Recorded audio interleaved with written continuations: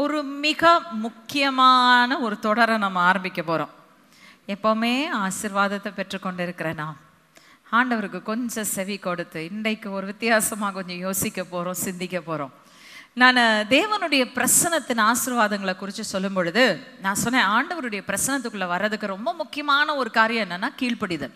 கீழ்ப்படிதல் இல்லாமல் என்ன செய்ய முடியாது, தேவ சமூகத்திற்குள் நாம் வர முடியாது. நாம் நினைக்கலாம் தேவ சமூகம் இங்கே இருக்கலாம், அதாவது நாங்கள் எல்லாம் ஆராதிக்கிறோம், எல்லாரும் ஆராதிக்கிறாங்க, தேவ பிரசன்னம் இங்கே இறங்கி வருதுனாலும் நீங்கள் இந்த இடத்துல நின்னா கூட உங்கள் உள்ளத்தில் கீழ்ப்படிதல் இல்லைன்னா உண்மையிலே நீங்கள் தேவ பிரசனத்துக்குள்ளே பிரவேசிக்க மாட்டீங்க. அந்த பிரசனம் உங்கள் சுற்றிலும் இருக்கும், but it will not come into you.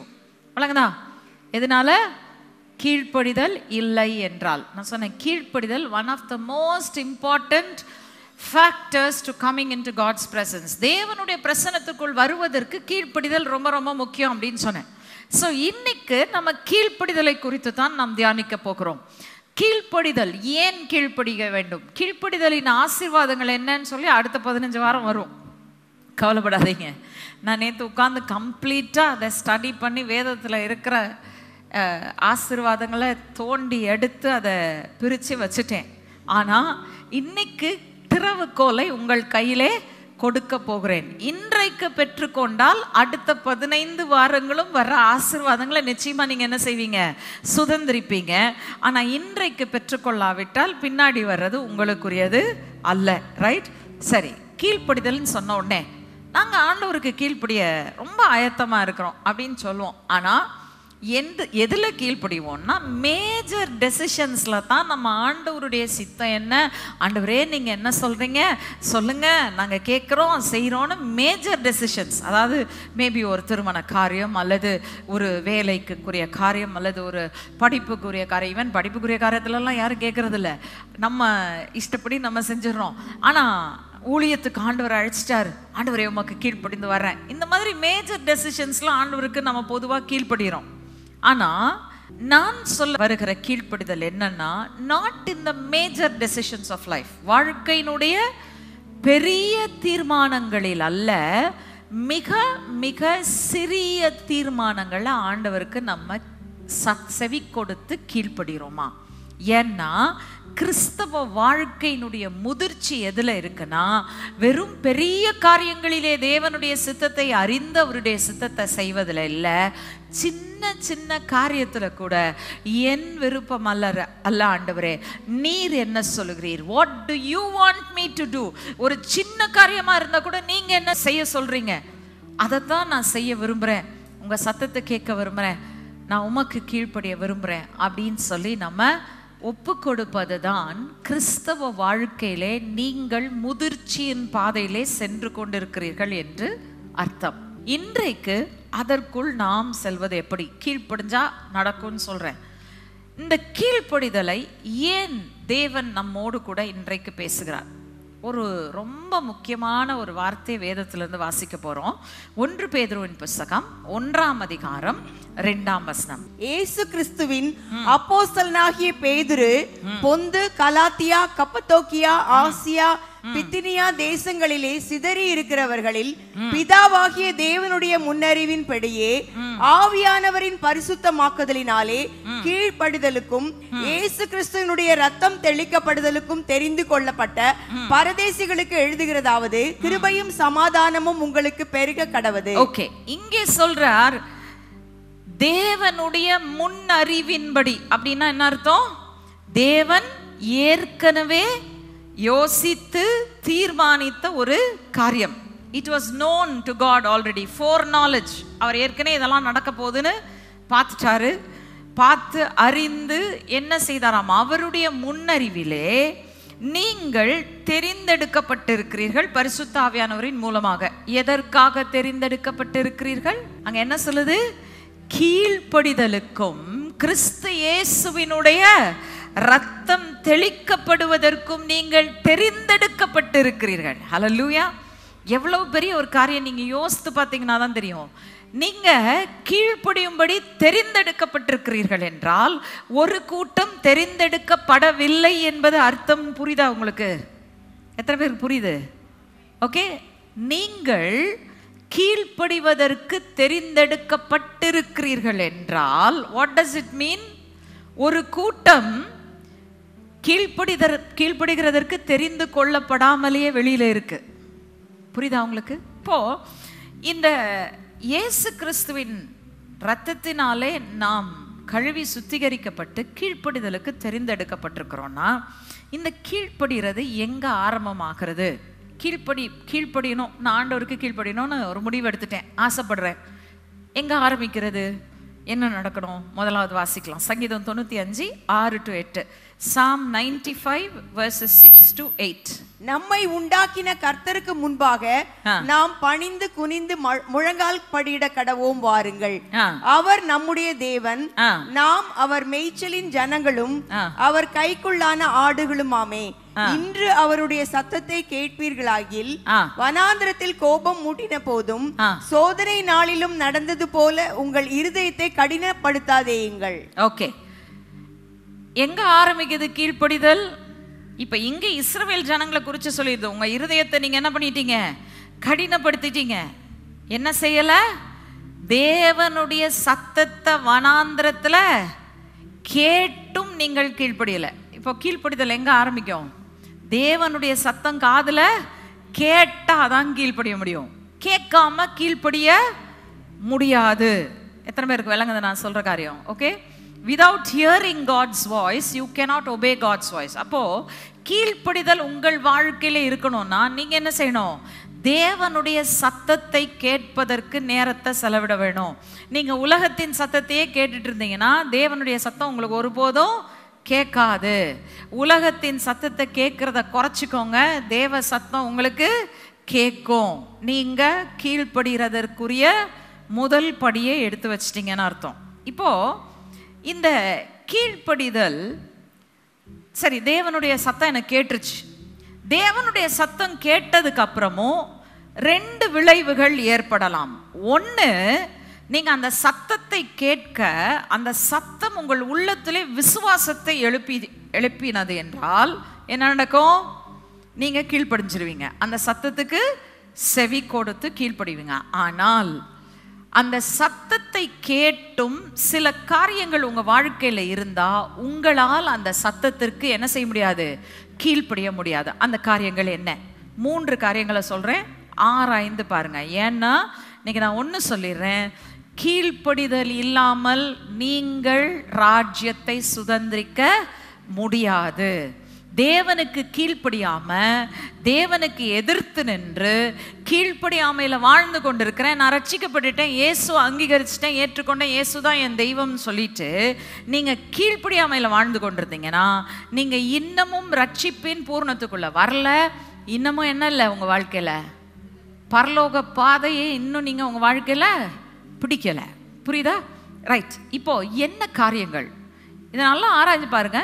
இது not before we become Christians. இது கிறிஸ்தவர்கள் ஆகிறதற்கு முன்னே அல்ல, கிறிஸ்துவுக்குள் வந்த பின்னேயும் நமக்குள் இருக்கக்கூடிய காரியங்கள். இந்த 3ம் இருந்தால் தொடர்ந்து கீழ்ப்படியாமை நம்ம வாழ்க்கையில இருந்து கொண்டே இருக்கும். சரி, முதலாவது என்ன வாசிக்கலாம்? எரேமியா 11ஆம் அதிகாரம் 7-8 வசனங்கள். Jeremiah chapter 11 verses 7 and 8. நான் உங்கள் பிதாக்களை எகிப்து தேசத்திலிருந்து வரப்பண்ணின நாள் முதல் இந்நாள் மட்டும் நான் அவர்களுக்கு திடசாட்சியாய் என் சத்தத்தை கேளுங்கள் என்று ஏற்கனவே சாட்சி விளங்கத்தக்க விதமாய் எச்சரித்து வந்தேன். ஓகே, நல்லா கவனிங்க. அடுத்த வசனத்தை வாசிக்க போறோம், கொஞ்சம் வெயிட் பண்ணுங்க. ஆனா இங்க சொல்லுது, உங்க பிதாக்களை எகிப்து தேசத்திலிருந்து வெளியில கொண்டு வந்த நாள் முதல். எகிப்து தேசத்திலிருந்து வெளியில வர்றது நம்ம ஆவிக்குரிய அனுபவத்துல எதை குறிக்குது? எதை குறிக்குது? நான் பாவ வாழ்க்கையை விட்டு வெளிவந்து தேவனுடைய ரட்சிப்பை பெற்றுக்கொள்றதை குறிக்குது. கரெக்ட் தானே?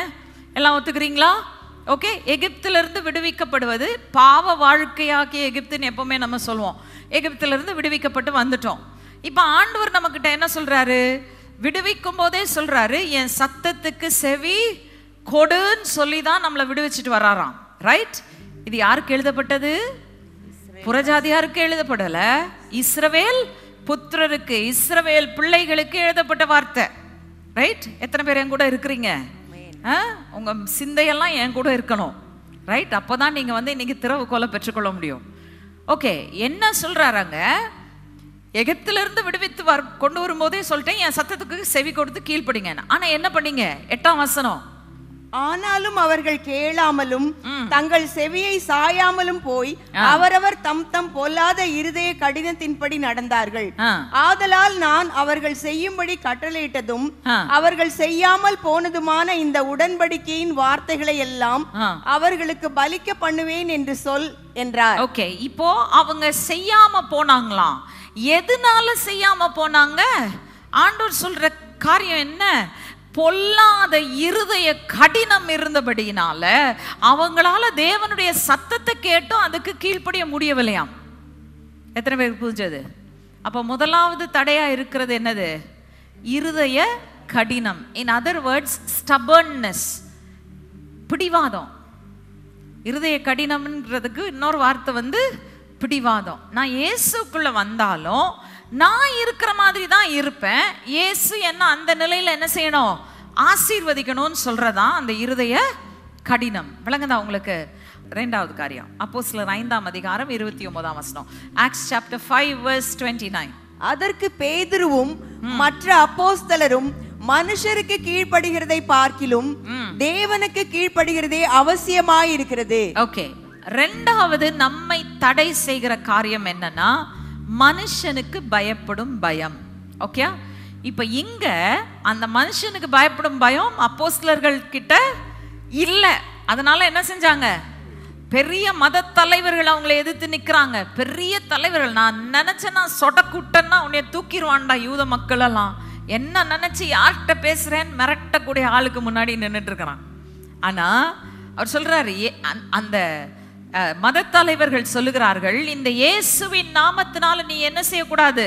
பிரசங்கிக்க கூடாது, இந்த நாமத்தை நீங்கள் பயன்படுத்த கூடாது.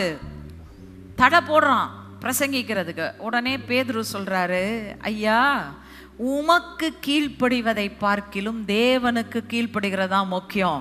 உம்மை பார்த்து பயப்பட முடியாது. ஏன்னா எங்களுக்கு தெரியும் மனுஷனுக்கு பயப்படுகிறது கண்ணியை வருவிக்கும் என்று சொல்லி எங்களுக்கு தெரியும். அந்த கண்ணியில மாட்ட நாங்க ஆயத்தமா இல்லை. நீ எவ்வளோ பெரிய தலைவரா வேணா இருக்கலாம், நீ எவ்வளோ பெரிய பெரிய வல்லமை படைத்தவன், அதிகாரம் படைத்தவனா இருக்கலாம், ஆனா உனக்கு கீழ்ப்படிவதை பார்க்கிலும் தேவனுக்கு கீழ்ப்படிவதுதான் முக்கியம். ஹல்லேலூயா. 3வதாக ரோமர் 6ஆம் அதிகாரம் 12ஆம் வசனம், ரோமன்ஸ் சாப்டர் 6 வெர்ஸ் 12. ஆகையால் நீங்கள் சரீர இச்சைகளின்படி பாவத்திற்கு கீழ்ப்படியத்தக்கதாக சாவுக்கு ஏதுவான உங்கள் சரீரத்தில் பாவம் ஆளாதிருப்பதாக. ஓகே, இங்கே சொல்றாரு சரீர இச்சைகளின்படி பாவத்திற்கு கீழ்ப்படியத்தக்கதாக சாவுக்கு ஏதுவான உங்கள் சரீரத்துல பாவம் ஆளாதிருப்பதாக. அப்படின்னா என்ன அர்த்தம்? பாவத்தின் வல்லமை உங்கள் வாழ்க்கையில இன்னமும் ஆளுகை செய்து கொண்டிருந்தால் நீங்க தேவனுக்கு கீழ்ப்படிய முடியாது. விளங்குதா? இது ரட்சிக்கப்பட்ட கிறிஸ்தவர்களுக்கு தான் பவுல் சொல்றாரு. என்ன சொல்றாரு? சரீரத்தில் பாவம் ஆளாதிருப்பதாக என்ன அர்த்தம்? let not sin reign in your mortal bodies. அனுமதிக்காதீங்க. அதுக்கு கீழ்ப்படியும்படி அந்த வல்லமை திரும்ப திரும்ப உங்களை என்ன செய்யும்? தூண்டும். புரியுதா? இன்னைக்கு நிறைய பேர் வந்து பாவத்தை விட்டு வெளியில வரணும்னு நினைப்பாங்க. நான் செய்யறது பாவம்னு எனக்கு தெரியும், இதை விட்டு வெளியில வரணும், ஆனா என்னால வெளியில வர முடியல. ஏன்னா நீங்க தீர்மானம் எடுத்தீங்கனாலும் பிசாசு அப்படி ஒன்றும் உங்களை ஈஸியா விட்டுற போறது இல்லை. புரியுதா? அவனுக்கு தெரியும் நீங்க தேவனுடைய சத்தத்துக்கு கீழ்ப்படிய ஆரம்பிச்சிட்டீங்கன்னா தேவன் உங்களை ஆசீர்வதிக்க ஆரம்பிச்சிருவாரு, உயர்த்த ஆரம்பிச்சிருவாரு. முக்கியமா அவர் ராஜ்யத்துக்கு ஆப்பு வைக்கிறதுக்கு தான் ஆண்டவர் உங்களை பிடிச்சிருக்கிறாரு. அல்லேலூயா. எத்தனை பேர் விசுவாசிக்கிறீங்க? எதுக்கு பிடிச்சிருக்கிறாரு உங்களை? அவன் ராஜ்யத்தை நொறுக்கிறதுக்கு தான் உங்களை பிடிச்சிருக்கிறாரு. அவனுக்கு தெரியும் இவங்க தேவனுக்கு கீழ்ப்படிஞ்சிட்டாங்கன்னா இது எல்லாத்தையும் சாதிச்சிருவாங்க. அதனால என்ன செய்யக்கூடாது? எப்படியும் இவங்களை கீழ்ப்படிய விட கூடாது, தடுத்து நிறுத்தணும். அதனால என்ன செய்வான்? நீங்க கீழ்ப்படியணும் நினைச்சா கூட கீழ்ப்படிய முடியாதபடிக்கு பாவத்தை தூண்டி விட்டு அது உங்களை ஆளுகை செய்ய வச்சிரும். இப்போ நல்லா கவனிங்க, நம்ம பாவத்திலிருந்து விடுதலை பெற்றிருக்கிறோம். பாவத்தை கழுவி சுத்திகரிச்சிட்டாரு இயேசு, ரத்தத்தினால கழுவி சுத்திகரிச்சிட்டாரு, சிலுவையில மரிச்சாரு, என் பாவத்தை கழுவிட்டாருன்னு சொல்ற நம்ம பல நேரத்துல மறந்து போகிற காரியம் என்ன என்றால், இயேசு உங்கள் பாவங்களை கழுவுவதற்காக மட்டும் சிலுவையில மரிக்கவில்லை, அவர் அந்த பாவத்தின் வல்லமையை மேற்கொள்வதற்காக சிலுவையில மரித்தார். ஹல்லேலூயா! பாவம், மரணம், பாதாளம், பிசாசை ஜெயித்து உயிரோடு எழுந்தார். ஓகே, சரி, எப்படிதான் கீழ்ப்படுகிறது? சத்தத்தை கேட்டுட்டேன், கீழ்ப்படியாம ஏன் வருகிறதுன்னு சொல்லிட்டேன். இப்போ இந்த சத்தத்தை கேட்ட நான் இதற்கு எப்படி கீழ்ப்படுகிறது? முதலாவது வாசிங்க. ஒரு ஞானம் தான் நமக்கு அவசியம். சின்ன release of wisdom into our minds. என்ன வாசிக்கலாம்? யோவான் 10ஆம் அதிகாரம் 27ஆம் வசனம். John chapter 10 verse 27. என் ஆடுகள் என் சத்தத்திற்கு செவி கொடுக்கிறது, நான் அவைகளை அறிந்திருக்கிறேன், அவைகள் எனக்கு பின் செல்லுகிறது. நீங்க ஆடுகள் தானா? நீங்க மனுஷருங்க, ஆனா இயேசுவுக்கு நீங்க ஆட்டுக்குட்டியா? ரைட், ஓகே, பரவாயில்ல. இயேசு கிறிஸ்துவின் ஆடுகள் எத்தனை பேர் இருக்கீங்க? இங்க இருக்கீங்களா? Right, okay. ரெண்டாவதாக, அவருடைய சத்தத்தை நம்ம கேட்கிறோமா? கேட்கிறோம். சத்தத்தை கேட்கிறோமா? எத்தனை பேர் கேட்கிறேன்னு சொல்றீங்க? கேட்கலனா ஒன்றும் பிரச்சனை இல்லை. நாளைக்கு காலையில் எழுந்த உடனே ஜபம் பண்ணுறதை விட்டுட்டு பைபிளை எடுத்து வாசிங்க. பைபிளை வாசிக்காமல் ஜபம் பண்ணாதீங்க, ஜபம் பண்ணுங்க. ரெண்டும் அவசியம். 2-way கம்யூனிகேஷன் அவசியம். 1-way கம்யூனிகேஷனில் பிரயோஜனம் கிடையாது. ஜபம் நீங்கள் ஆண்டவர்கிட்ட பேசுறது, வசனம் அவர் உங்களோடு கூட பேசுகிறது. அவர் பேசுறத கேட்டாதாங்க கீழ்ப்படிய முடியும். புரியுதா? நீங்கள் பேசுறத கேட்காம கீழ்ப்படிய முடியாது. ஸோ என்ன பண்ணுங்க? அனுதினமும் வேத வசனத்தை எடுத்து வைத்து கொண்டு வாசிங்க. காலையில் வாசித்துட்டு 2 நிமிஷம் ஆண்டவரே இந்த வார்த்தையின்படி எனக்கு ஆக கடவுதுன்னு சொல்லிட்டு போனீங்கன்னா கூட போதும், உங்கள் நாள் வெற்றிகரமாக இருக்கும். புரியுதா? உட்காந்து ஆண்டவரே இன்னைக்கு அங்கே போகிற பஸ்ஸை கரெக்டாக தாங்க ஆண்டவரே, அங்கே இறங்கினோடனே என்னை கரெக்டாக கூட்டிகிட்டு போகிறதுக்கு ஆள் வந்திருக்கணும் ஆண்டவரே, அங்கேருந்து போகும்போது எந்த ஆபத்தும் வராமல் என்னை பத்திரமா கொண்டு போங்க, அங்கே போய் அந்த மனுஷன்ட்ட காசு கேட்க போகிறேன், அவன் கொடுக்கணும். இதெல்லாம் ஆண்டவர்கிட்ட நீங்கள் சொல்லணும்னு அவசியம் கிடையாது. உங்கள் வாயில் வார்த்தை பிறக்கிறதுக்கு முன்னாடி உங்களுக்கு என்ன தேவைன்றது அவருக்கு தெரியும்னு சொல்லி பைபிளில் சொல்லியிருக்கு. ஒன்றே ஒன்று செய்யுங்க, அவர் வார்த்தை வாசிங்க. ஆண்டவரே இன்றைக்கு உம்முடைய வார்த்தையின்படி எனக்கு ஆக கடவுது சொல்லிட்டு போயிருங்க, உங்கள் காரியங்கள்லாம் வெற்றியாக நடக்கும். ஹல்லேலூயா. 3வது கேள்வி. ஸோ முதலாவது நீங்கள் ஆடுகளா? எஸ் சொல்லிட்டீங்க. ரெண்டாவது சத்தத்தை கேட்குறீங்களா? வேதத்தை வாசிக்கிறவங்கலாம் சத்தத்தை கேட்குறீங்க, வாசிக்காதவங்க நாளைக்குல இருந்து வாசித்தா ஒரு சத்தத்தை கேட்க போறீங்க. இப்போ 3வது கேள்வி, சத்தத்தை கேட்டு அவருக்கு பின் செல்கிறோமா? அவர் சொல்லுகிறதை செய்கிறோமா? ஒருவேளை புதுசாக செய்ய போறேன்னு சொல்றவங்க வேகமாக தலையாட்டிடுங்க. சரி சரி இனிமேல் செய்கிறேன், ஏன்னா அது ஆசீர்வாதம் நிறைந்ததுன்னு சொல்லிட்டீங்க, செய்கிறேன். It is not easy. இது ஈஸியான காரியம் கிடையாது. வாசிங்க. எபிரேயர் 5ஆம் அதிகாரம் 8ஆம் வசனம். Hebrews chapter 5 verse 8. அவர் குமாரனாயிருந்தும் பட்ட பாடுகளினாலே கீழ்ப்படிதலை கற்றுக்கொண்டு. ஓகே, அவர் யார்? யாரை குறித்து இங்க சொல்லிக் கொண்டிருக்கிறது? ஆண்டவராகிய இயேசு கிறிஸ்துவை குறித்து சொல்லிக் கொண்டிருக்கிறது. அவர் யாரா இருந்தாராம்? அவர் தேவனுடைய குமாரனாய் இருந்தாலும் என்ன செய்தார்? பட்ட பாடுகள்னால தான் அவர் கீழ்ப்படுதலை கற்றுக்கொண்டாராம். கீழ்ப்படிதலை ஆண்டவர் ஈஸி சேர் போட்டு கொடுத்து உங்களுக்கு கற்றுத்தர மாட்டார். என்னது, போயிட்டு வரேன் சிஸ்டர், எனக்கு இந்த செய்தி ஒத்து வராதுன்னு போனீங்கன்னா உங்களுக்கு தான் லாஸ். புரியுதா? கீழ்ப்படிதல், obedience will never come the easy way. அதுக்கு அடுத்த சொல்கிறேன், ரொம்ப முக்கியமானது ஒன்று இருக்குது. அது வந்த உடனே நிச்சயமாக பாதி பேருக்கு இருதயம் கரைஞ்சிரும். ஆனால் பயப்படாதீங்க, அதுக்கு பின்னாடி வர்ற ஆசீர்வாதம் ரொம்ப மேன்மையானது. கீழ்ப்படுகிறது ஈஸி இல்லை. குமாரனாய் இருந்தவரே, தேவனுடைய குமாரனாய் இருந்தவரே பட்ட பாடுகள்னால்தான் கீழ்ப்படுதலை கற்றுக்கொண்டாராம். பாடுகள் உங்கள் வாழ்க்கையில் இருக்கா? கையை உயர்த்தி சொல்லுங்க, ஆண்டவரே நன்றி, கீழ்ப்படுதலை கற்றுக் கொடுத்துட்டு இருக்கிறீங்க, பொறுமையாக இருக்க வைக்கிறீங்க.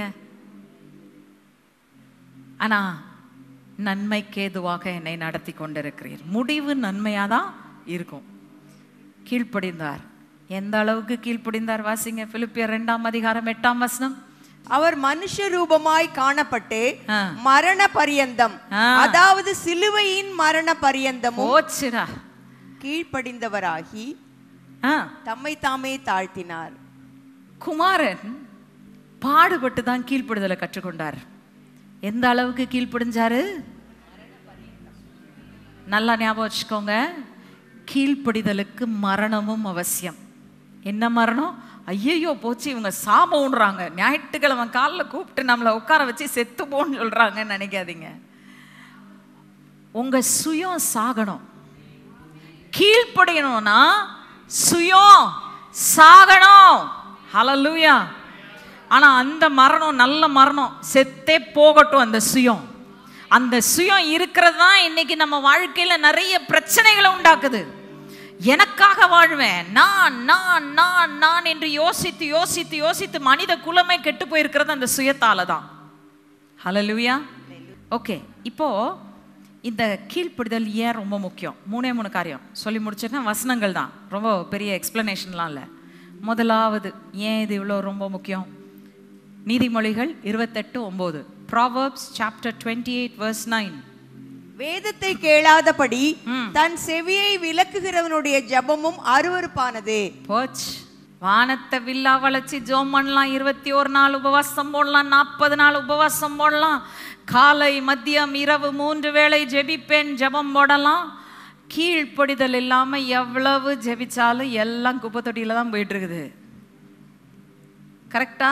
நான் சொல்லலைங்க, என்ன முறைச்சு பார்க்காதீங்க, நான் சொல்லல, பைபிள் சொல்லுது. என்ன சொல்லுது? வேதத்தை கேட்காதபடிக்கு தன் செவியை அடைத்து கொண்டு கர்த்தருக்கு கீழ்ப்படியாத மனுஷனுடைய ஜெபங்கள் எல்லாம் தேவனுக்கு அருவருப்பானது. காது கொடுத்து கூட கேட்க மாட்டார். ஹல்லேலூயா. பேசாத, ஓடி போயிருன்றவர். உங்க ஜெபம் கேட்கப்படணுமா? முதலாவது கீழ்ப்படிதல். 2வது 1 சாமுவேல் 15:22 வாசிக்கலாம். அதற்கு சாமுவேல், கர்த்தருடைய சத்தத்திற்கு கீழ்ப்படுகிறதை பார்க்கிலும் சர்வாங்க தகனங்களும் பலிகளும் கர்த்தருக்கு பிரியமாயிருக்குமோ? பலியை பார்க்கிலும் கீழ்ப்படிதலும் ஆட்டு கடாக்களின் நிலத்தை பார்க்கிலும் செவி கொடுத்தலும் உத்தமம். ஆண்டவரே, துதி ஸ்தோத்திரம் ஆராதனை எல்லாத்தையும் கொண்டு வந்த ஆவிக்குரிய பலிகளோடு உம்முடைய சமூகத்துல வர்றோம். ஆண்டவரே, தசம பாகங்கள் காணிக்கைகளை கொண்டு வந்து உமக்கு கொடுக்கிறோம். ஆண்டவரே, உமக்காக அதை விடுறேன், இதை விடுறேன், அதை தியாகம் பண்றேன், அதை அர்ப்பணிக்கிறேன். ஆண்டவர் சொல்லுவாரு, ஒண்ணு கூட வேணாம், தூக்கிட்டு போயிரு. ஏன்? நீ எனக்கு செவி கொடுக்கல, கீழ்ப்படியில. அப்படின்னா உன் பலிகளும் எனக்கு தேவை இல்லை, எனக்கு அது பிரியம் இல்லைன்னு சொல்றார் ஆண்டவர். நீங்க கொடுத்தும் பிரயோஜனம் இல்லை. புரியுதா?